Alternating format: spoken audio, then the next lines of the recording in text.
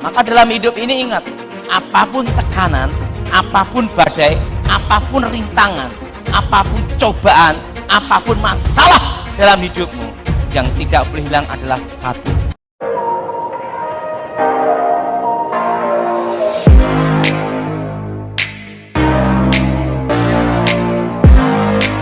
Shalom, sahabat John Pregado. Senang sekali bisa bertemu kembali dengan sahabat di channel ini. Terima kasih sahabat sudah setia mengikuti channel ini sampai hari ini. Saya berdoa kepada Tuhan, kiranya Tuhanlah yang membalas dan memberkati kita semua. Sahabat, apabila diberkati melalui video-video kami, marilah dengan murah hati share video ini kepada teman-teman yang lain agar mereka juga diberkati seperti kita. Hari ini kita akan dilayani oleh hambanya, oleh anaknya yang luar biasa, pasti akan memberkati kita. Oleh sebab itu, mari kita dengarkan pesan dan persiapkan alat tulis dan kelengkapan lainnya untuk sama-sama mendengarkan pesan penting yang akan dibagikan buat kita. Sebelum kita lanjut, jangan lupa sahabat untuk menekan subscribe dan juga berikan like dan juga share video ini. Terima kasih, mari kita berdoa. Bapak yang baik, kami menyiapkan hati, pikiran kami untuk sama-sama mendengarkan pesan yang penting ini. Berkatilah kami, sehingga kami boleh mengerti, mencatat, membagikan pesan ini kepada teman-teman yang lain. Berkati anakmu, hambamu yang akan membagikan pesan penting. Berkati sahabat John Pregado dimanapun berada. Terima kasih, kami siap mendengarkan pesan penting ini. Demi nama Yesus. Amin. Kita akan bahas tentang iman. Apa saudara? Mari kita buka Alkitab kita saat ini. Di dalam kitab Ibrani pasal 11 ayat pertama sampai dengan ketiga.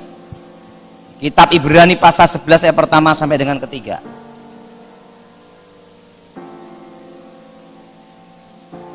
Saudara yang genap, saya yang ganjil. Iman adalah dasar dari segala sesuatu yang kita harapkan dan bukti dari segala sesuatu yang tidak kita lihat.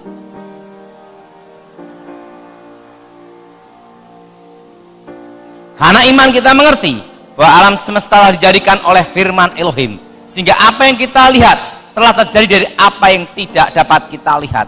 Alkitab berkata bahwa dasar dari iman adalah harapan. Apa saudara? Harapan. Apapun tantangan, apapun berbadai, apapun tekanan yang ada di dalam hidupmu, yang tidak boleh hilang adalah satu, yaitu harapan. Kenapa? Karena harapan itu adalah dasar dari iman.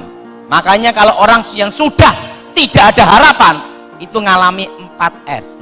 Sedih, stres, stroke, selesai. Nah, maka dalam hidup ini ingat, apapun tekanan, apapun badai, apapun rintangan, apapun cobaan, apapun masalah dalam hidupmu, yang tidak boleh hilang adalah satu, yaitu apa saudara? Harapan. Apa saudara? Kenapa? Karena itu dasar dari iman.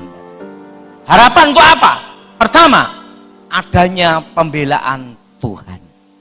Apa saudara? Apa dasarnya? Apa alasannya? Tuhan pasti bela kita. Nah, apa alasannya? Alkitab berkata bahwa kita diciptakan Tuhan segambar serupa dengan Tuhan. Amin. Nah, ngomong sama sebelahnya, kamu bukan monyet. Nah, Alkitab berkata bahwa Tuhan menciptakan kita segambar serupa. Apa saudara? Segambar apa saudara? Serupa. Segambar serupa Tuhan. Alias apa? Kita ini adalah fotonya Tuhan. Nah, misalnya kita difoto. Saya difoto, cepret gitu. Foto saya dikasih ke ruang tamu. Tiba-tiba Pak Kaleb datang ke ruang tamu, maki-maki foto saya, ngeludahin foto saya, nginjek-injek foto saya. Saya marah tidak, saudara? Pasti marah. Sekalipun itu hanya foto, itu bicara tentang kehormatan saya. Betul? Betul? Tentang nama baik. Nah, Alkitab berkata, kita ini fotonya Tuhan. Kalau saudara difitnah, waktu engkau dijolimi, waktu engkau dipermalukan, yang punya foto itu akan membela saudara. Kenapa? Karena itu bicara tentang kehormatan, kemuliaan. Tuhan. Jadi saudara kalau punya suami yang nakal, brengsek, kacau, jangan berdoa, Tuhan angkatlah dari muka bumi. Gitu. Ampuni. Amin. Nah, saya percaya bahwa segala sesuatu itu ada waktunya. Saya masih ingat bagaimana papa saya bertobat. Makanya pembelaan Tuhan itu ada. Saya punya mama, itu menunggu papa saya bertobat tidak terlalu lama, yaitu kira-kira 20 tahun. Nah, papa saya itu nakal, begitu nikah langsung selingkuh. Dan papa saya ini saudara, ini papa saya saudara ya, itu kalau miskin sama mama saya, kalau kaya sama perempuan lain. Dan papa saya itu seorang penjudi, hidup dari judi, dan dia adalah ahli kartu judi. Nah, hidupnya selalu dunia malam. Nah, mama saya, makanya saya beritahu, harapan itu harus tetap ada, walaupun sudah tidak ada harapan. Harapan itu harus selalu ada. Mama saya, walaupun papa saya nakal seperti itu, dia hanya punya harapan satu. Apa harapannya? Bahwa anak-anaknya nanti penting bisa besar. Anak-anaknya nanti penting bisa tetap punya ayah gitu aja. Dia tidak mau cerai apapun terjadi. Karena apa? Ibaratnya ayah saya itu dianggap dia sebagai pelengkap saja. Dia berkata demikian, harapan saya satu, yaitu nanti waktu anak-anakku menikah masih ada bapaknya. Harapannya itu saja, sederhana. Makanya apapun tekan, apapun badai, yang tidak boleh hilang satu, yaitu harapan. Apa saudara? Harapannya itu membuat dia hidup bertahan untuk memperjuangkan anak-anaknya. Anaknya mama saya itu 5 laki semua. Didik anak laki sama perempuan itu beda. Kalau anak perempuan kecil tidak terlalu pusing, besar baru kita pusing, betul? Supaya jangan salah nikah, betul? Nah, kalau anak laki kecil pusing, besar ya pusing, betul? Betul? Besar kecil pusing semua. Nah, makanya saudara, hidup ini aneh. Yang tidak mau punya anak beranak terus, betul? Yang ingin punya anak satu aja susah, betul?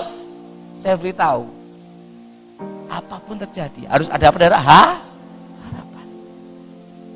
20 tahun mama saya berjuang untuk papa saya. Harapannya satu aja, yaitu kalau anak-anak menikah minimal ada bapaknya dan tidak ditanya cerai tidak. Dia bertahan terus selama 20 tahun. Waktu dia bertobat, terima Yesus. Suatu kali dia dapat suara Tuhan bahwa papa saya akan bertobat. Apa yang terjadi saudara? Dikasih tahu papa saya bertobat itu, mama saya senang sekali. Dia doain papa saya, bukannya tambah tobat, tambah kumat, malah tambah maki-maki, wis enggak karuan. Ingat kan? Dalam hidup ini kita harus punya satu harapan. Saudara, mama saya berdoa terus. Suatu kali mama saya diusir sama papa saya. Kamu ini gara-gara percaya Yesus gondrong bikin saya susah, bilang gitu. Karena setiap judi digerobyok polisi. Dia maki-maki Yesus, saudara, dan maki-maki mama saya. Mama saya diusir keluar. Waktu diusir keluar, tiba-tiba mama dapat suara Tuhan. Aku akan datangi, akan utus malaikat untuk mendatangi laki-laki yang kelakuannya seperti keledai liar itu, gitu.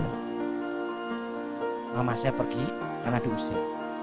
Kira-kira jam setengah 3, jam 3, papa saya waktu tidur ngorok gini.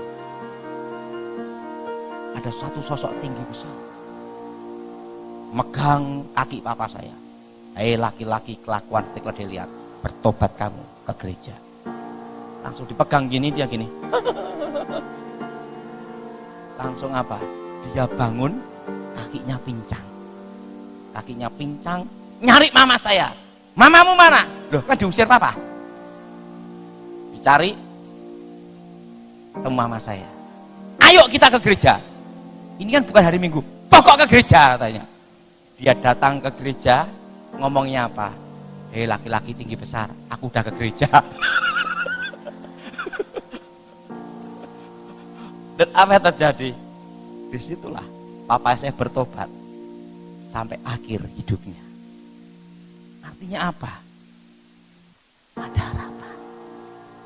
Jadi saudara yang mengalami perjuangan dalam hidupmu, apapun tantangan, apapun tekanan, yang tidak boleh hilang adalah satu, yaitu apa saudara? Harapan. Ngomong sama temannya semua, harapan. Karena apa saudara? Itu ada dasar dari apa saudara? Iman. Yang kedua, iman itu percaya bahwa Tuhan memberi kita masa depan. Saya mau tanya sama saudara, siapa yang percaya bahwa Tuhan pasti memberi kita masa depan? Katakan. Saudara, apa buktinya bahwa Tuhan memberikan kita masa depan? Alkitab berkata bahwa manusia diciptakan Tuhan dari debu tanah. Maka kita semua akan kembali ke debu tanah. Betul? Kenapa manusia tidak diciptakan Tuhan dari besi baja? Itu namanya robot cop. Betul? Kenapa Tuhan tidak menciptakan manusia dari emas? Betul? Kenapa Tuhan tidak ciptakan manusia dari berlian? Kenapa Tuhan tidak menciptakan manusia dari keramik? Tapi kenapa manusia diciptakan Tuhan dari debu tanah? Sudah perhatikan, pada waktu Tuhan berfirman untuk menciptakan tumbuh-tumbuhan, buah yang berbiji dan menghasilkan biji di kitab Kejadian, Tuhan berfirman apa? Hendaklah tanah menumbuhkan tunas-tunas muda yang menghasilkan buah berbiji dan menghasilkan biji. Waktu Tuhan berfirman demikian, ingat, di muka bumi ini, di dalam tanah muncul semangka, nanas, buah-buahan di seluruh dunia. Di muka bumi ini tercipta tanaman semua, muncul dari dalam tanah. Ingat saudara, jelas sekali dalam kitab Kejadian, Tuhan tidak menciptakan satu-satu tumbuhan, tidak. Nanas dulu, baru ingat, oh nyiptain ini, tidak. Tapi Tuhan cukup berfirman apa? Hendaklah tanah menumbuhkan tunas-tunas muda, menghasilkan biji dan berbuah biji. Dan langsung di muka bumi ini, di dalam tanah, muncul semua tanaman yang ada sampai sekarang ini. Betul?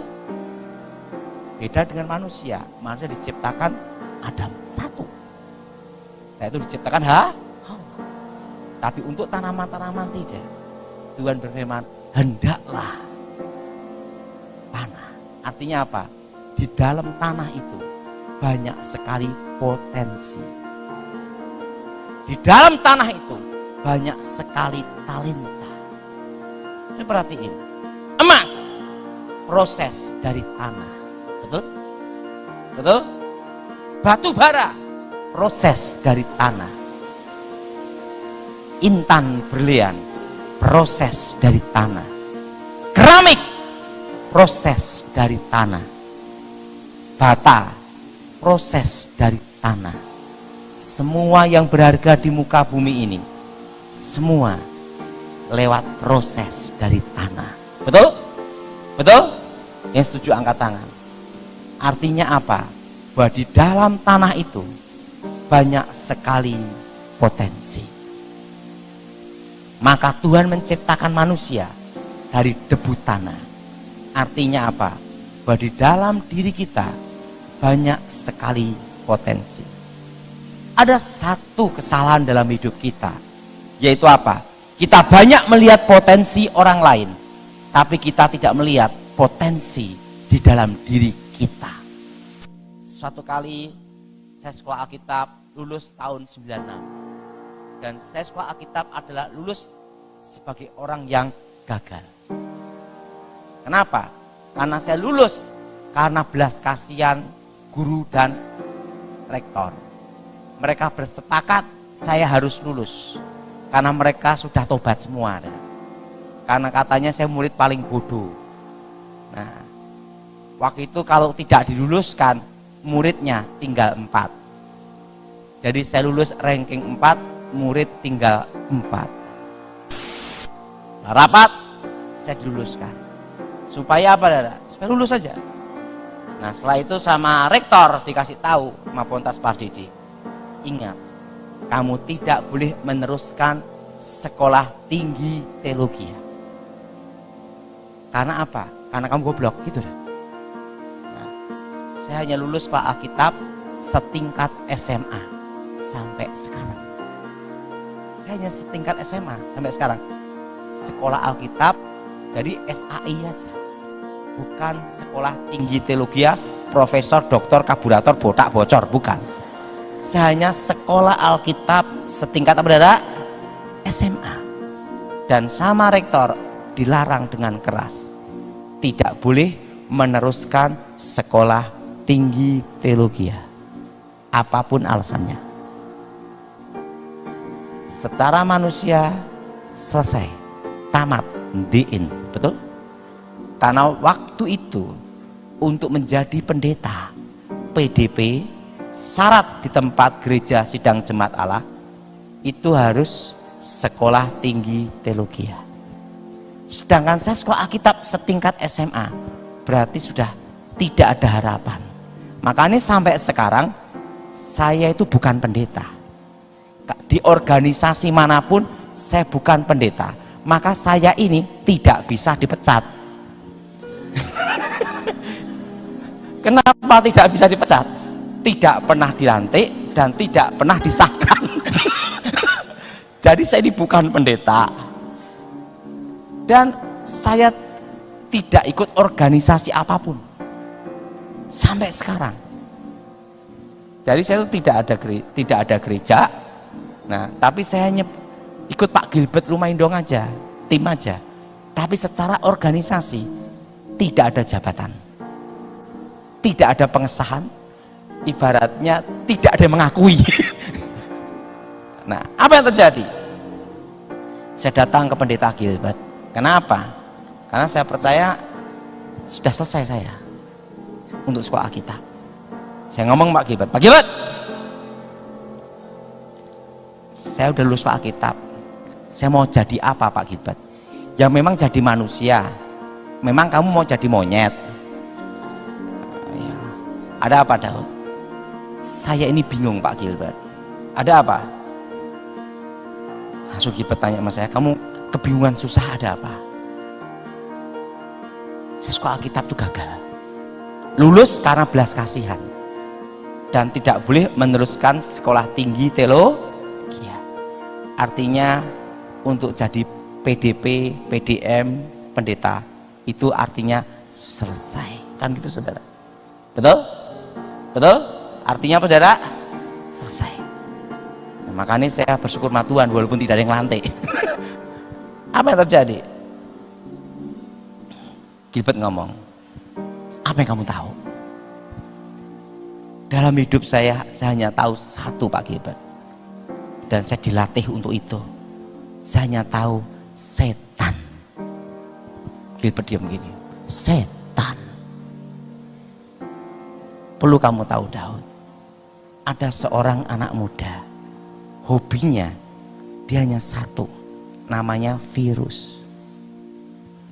Dia tekunin virus itu. Virus itu banyak membunuh orang. Betul? Dia tekunin virus terus, tidak ke kanan, tidak ke kiri, hanya satu bidang, yaitu virus. Dan jadilah profesor doktor virus. Kamu taunya kan setan. Udah kamu tekunin, jangan menekunin apa yang tidak kamu tahu. Tekunin apa yang kamu tahu. apa yang kamu alami itu bukan kebetulan. Itu adalah talenta yang Tuhan berikan. Tekunin apa yang kamu tahu. Kamu taunya setan, tekuni tentang setan. Kamu tekuni, bila perlu kalau orang kesurupan nyebutnya kamu. Nah, setelah itu Gilbert ketawa-ketawa. Dari tahun 96 saya hanya tekunin satu bidang, yaitu apa? Setan. Saya tekunin setan terus. Gilbert pesan, ingat, tekunin dan setia. Nggak usah ke kanan, nggak usah ke kiri. Walaupun bidang kamu itu diketawain banyak orang, kok ngurusi kok setan, betul nggak? Apa yang terjadi? Saya fokuskan satu bidang, setan terus.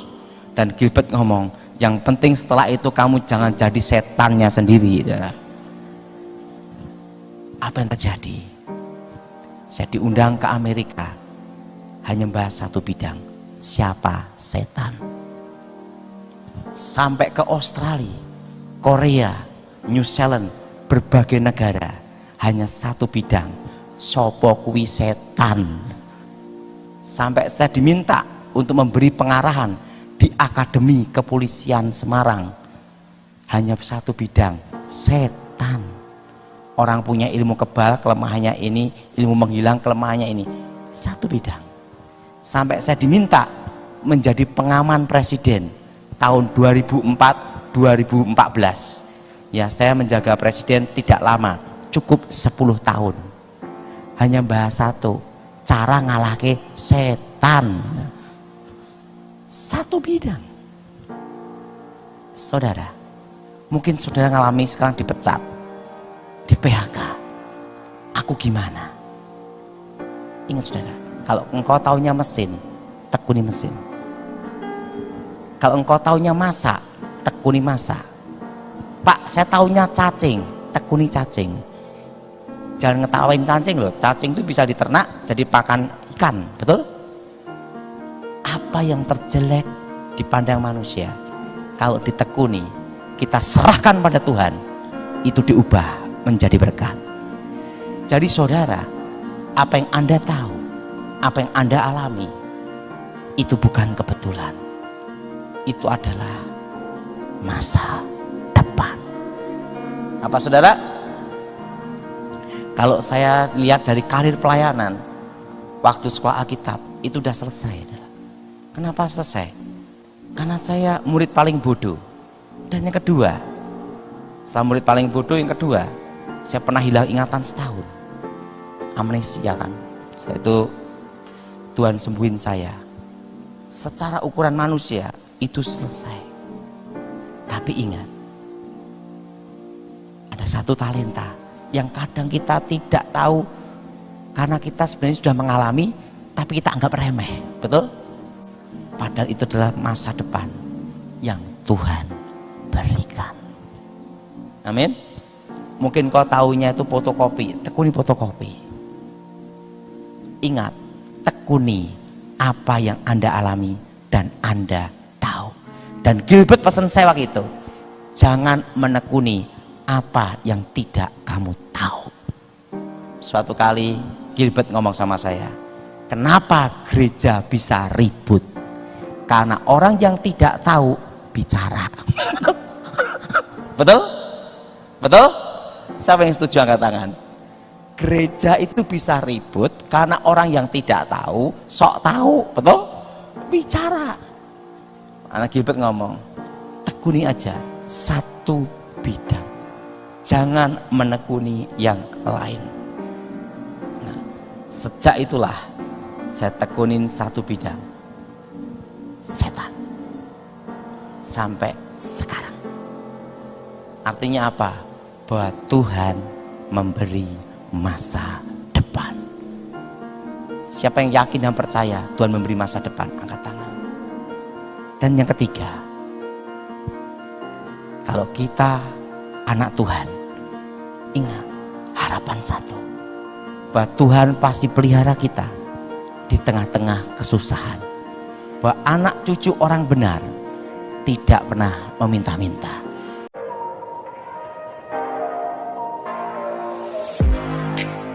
Terima kasih sahabat sudah menyaksikan tayangan kami hari ini. Saya percaya kita pasti diberkati. Apabila kita diberkati dengan tayangan hari ini, marilah kita dengan murah hati share video ini kepada teman-teman kita yang lain agar mereka juga diberkati. Firman Tuhan mengatakan diberkati untuk memberkati, sehingga nama Tuhan dipermuliakan dan namanya diagungkan. Sahabat, banyak sekali pelajaran yang kita bisa ambil dari tayangan hari ini. Marilah catat poin-poin yang telah disampaikan, kita simpan dalam hati dan kita aplikasikan dalam kehidupan sehari-hari. Setiap kita pasti akan bertemu di yang namanya masalah. Kita tidak perlu undang masalah, tetapi dia sendiri akan menghampiri kita dengan maksud menguji iman kita, apakah kita tahan uji dan tetap mengandalkan Tuhan atau tidak. Tetapi apabila kita menang atas masalah itu, maka kita juga akan mendapat pujian dari Sang Pencipta. Karena kita tahan uji dan terus mengandalkan Tuhan, tidak hanya dapat pujian, dapat mahkota juga. Mahkota abadi karena kita setia dan tetap kuat dalam Tuhan.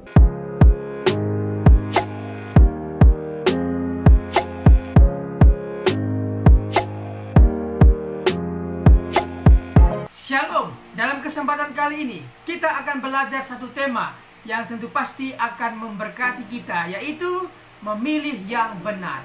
Orang percaya pasti memilih yang benar, memilih kegiatan pekerjaan yang benar yang menguntungkan dirinya di masa depan. Apabila hari libur, apakah yang akan kita lakukan? Apakah kita bermain game sepanjang hari dan membuka aplikasi main game sepanjang hari? Apakah itu yang akan kita lakukan? Orang percaya pasti menggunakan waktu yang sangat bijak. Bisa belajar, bisa beristirahat, dan juga bisa membantu orang tua. Jadi sekali lagi, orang percaya pasti menggunakan waktu sebaik-baiknya. Dia belajar, dia juga beristirahat, dan dia juga membantu orang tua, membantu orang-orang di sekitarnya. Sekali lagi, orang percaya pasti memilih yang benar. Ingat, 3B. Yang pertama adalah belajar, bekerja, dan beribadah. Ingat hal ini, ingatlah selalu belajar, ingatlah selalu bekerja, dan beribadah kepada Tuhan kita, Yesus Kristus. Sekali lagi kita akan belajar tentang tema memilih yang benar. Kita belajar dari tokoh satu Perjanjian Lama, satunya Perjanjian Baru.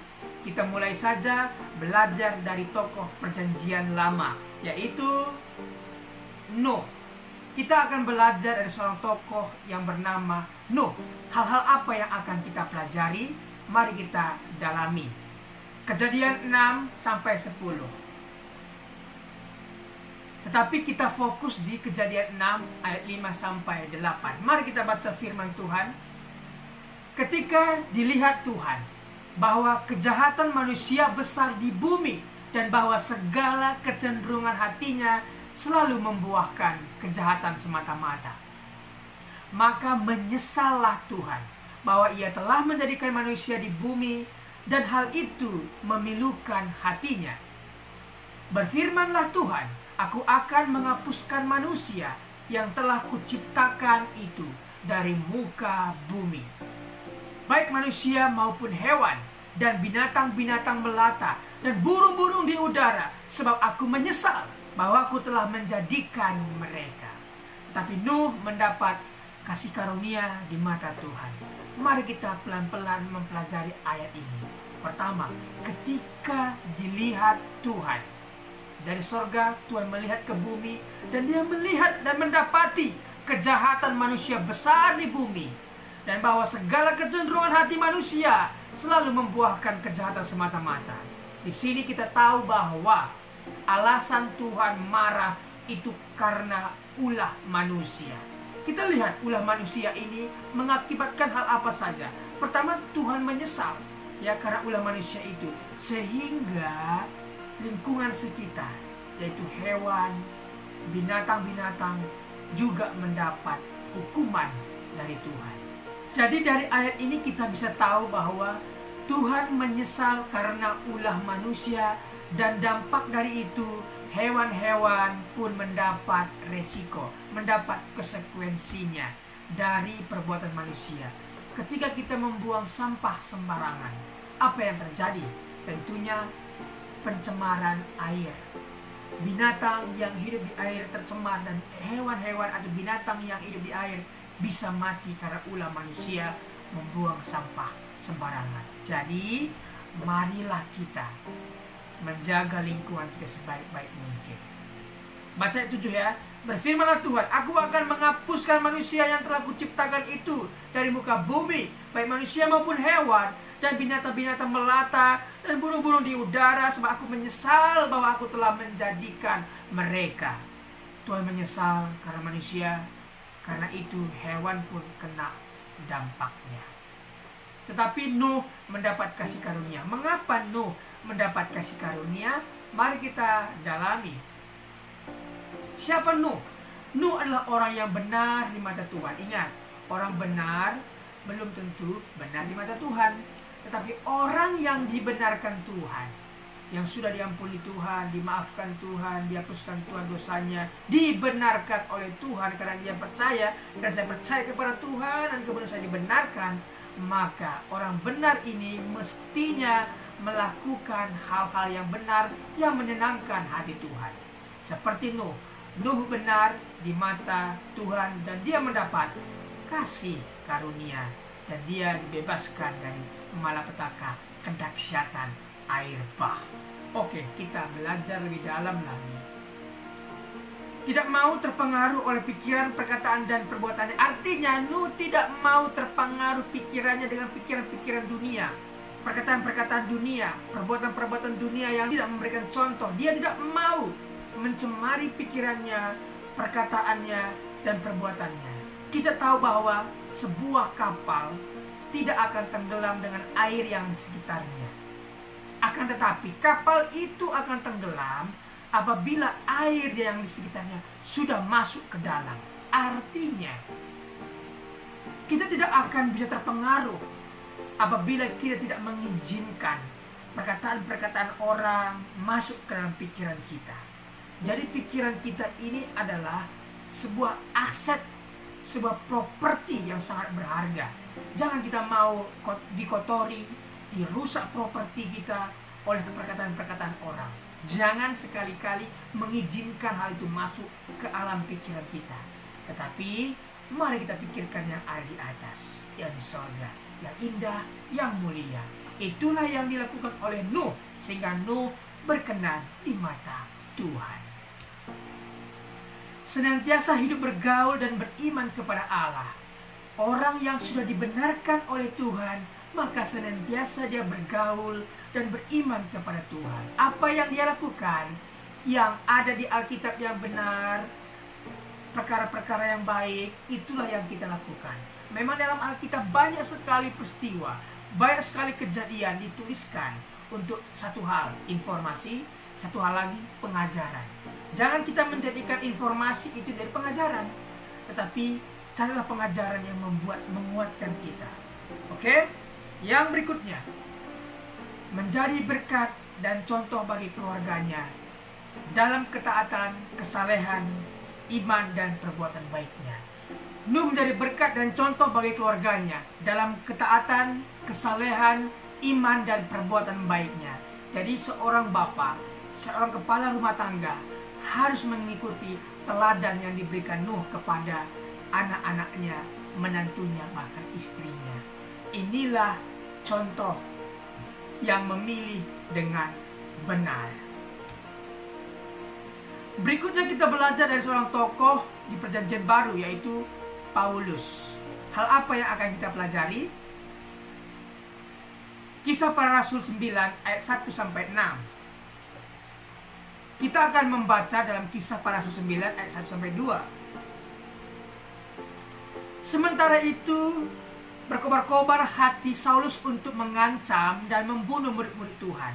Ia menghadap imam besar dan meminta surat kuasa daripadanya untuk dibawa kepada majelis-majelis Yahudi di Damsyik, supaya jika ia menemukan laki-laki atau perempuan yang mengikuti jalan Tuhan, ia menangkap mereka dan membawa mereka ke Yerusalem. Siapa Paulus? Paulus memiliki doktrin yang begitu keras. Ajarannya menyakiti orang lain adalah salah. Tapi Paulus merasa benar. Ketika dia menyakiti orang lain, ketika dia menangkap pengikut Tuhan dan menjebloskan ke penjara, menganiaya, dia merasa benar akan hal itu. Tetapi sekali lagi, ajaran yang menyakiti orang lain adalah salah. Tuhan tidak pernah mengajarkan, bahkan agama-agama di dunia tidak pernah mengajarkan menyakiti orang lain adalah benar. Tidak, tetapi menyakiti orang lain adalah ajaran yang salah. Orang yang bertemu dengan kebenaran, Yesus, pasti melakukan dan memilih yang benar.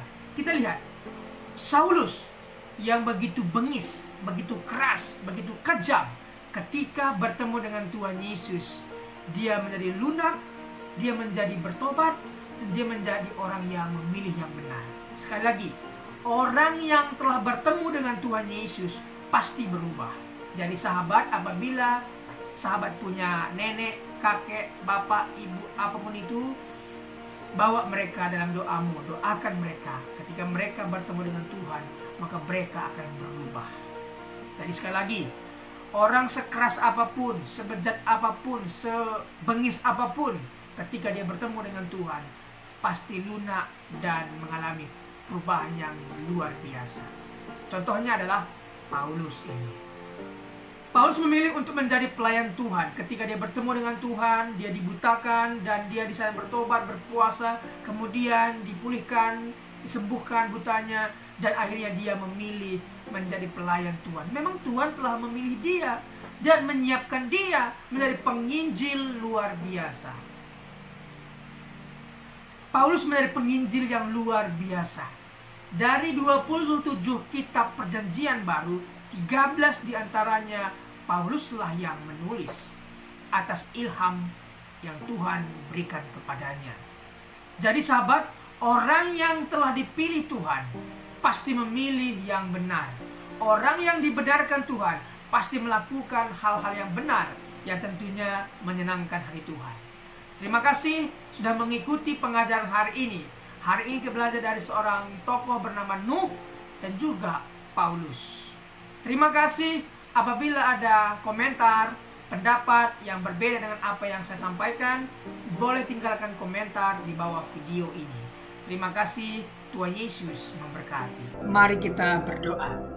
Bapa, terima kasih buat kebenaran firman Tuhan, kesaksian hidup bersama Tuhan yang telah dibagikan. Sungguh kami diberkati. Berkatilah para pembicara hari ini. Berkati pendengar setia John Pregador. Terima kasih Tuhan. Demi nama Tuhan Yesus. Amin.